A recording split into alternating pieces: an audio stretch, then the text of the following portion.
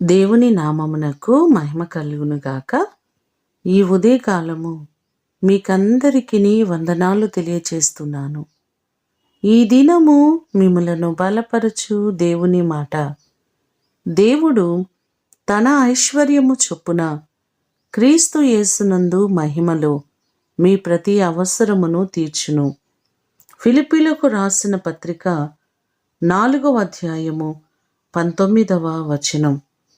మన దేవుడు ఎప్పటికప్పుడు మన అవసరతలను తీర్చేవారు.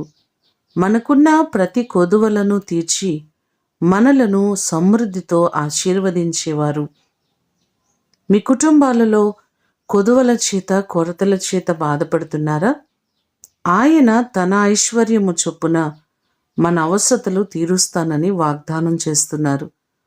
శ్రీమంతుడైన దేవుడు తన కృప చొప్పున మీకున్నటువంటి ప్రతి అవసరతలను ఆయన తీర్చి ఆయన మిమ్మును బహుగా ఆశీర్వదించునుగాక. ప్రార్థన చేసుకుందాం. పరలోకమందున్న మా తండ్రి, మీ పాదములకు వందనాలు, స్తోత్రాలు. మీ కృప చొప్పున, మీ ఐశ్వర్యము చొప్పున మా అవసరతలు తీర్చే దేవుడవు. ఇప్పటి వరకు మాకున్న కొదువలను, కొరతలను తీరుస్తున్న దేవుడవు నీవే.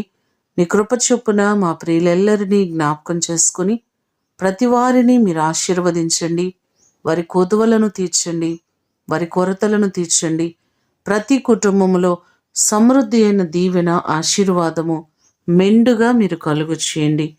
ఈ దినము కొరకు వందనాలు, కృతజ్ఞతలు మీకు తెలియచేస్తున్నాం.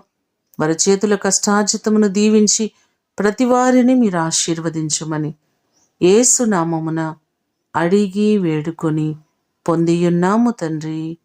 ఆమేన్. దేవుడు మిమ్ములను ఆశీర్వదించునుగాక.